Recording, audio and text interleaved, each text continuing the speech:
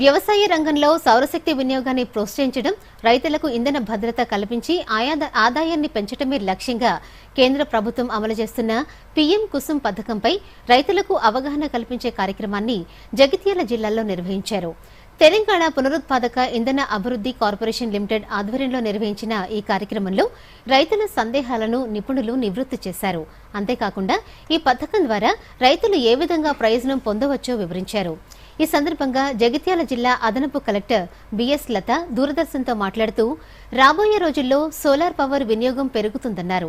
Solar ప్లాంట్లను రైతులు వ్యక్తిగతంగా లేదంటే సంఘాలుగా ఏర్పడి కొనుగోలు చేసుకోవచ్చేదన్నారు. సోలార్ ప్లాంట్ ఏర్పాటు చేయడం ద్వారా రైతులకు ఎటువంటి నష్టం ఉండదని చెప్పారు.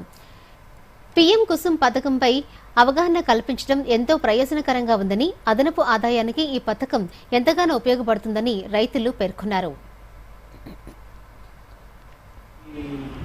రైతులే ఈ లైన్స్ అన్ని వేసుకోవడము, చేయడము, ప్యానెల్స్ పెట్టించుకోవడం అవన్నీ చేయాలి. దాని కొరకు గాను వాళ్ళకు ఒక 25 నుండి 30 లక్షల వరకు ఖర్చు అవుతుంది. సో మనకి లోను ఇస్తారు.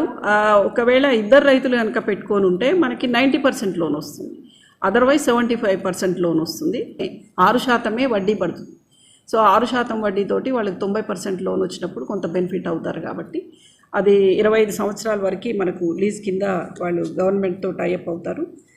సో ఇది మంచి ప్రోగ్రాము. ప్రభుత్వమే వాళ్ళకి వచ్చినటువంటి డబ్బులలోంచి వాళ్ళు లోన్కి కట్టాల్సింది వాళ్ళకి లోన్కి కట్టేసి మిగతా డబ్బులే వీళ్ళకి పేమెంట్ చేయడం జరుగుతుంది.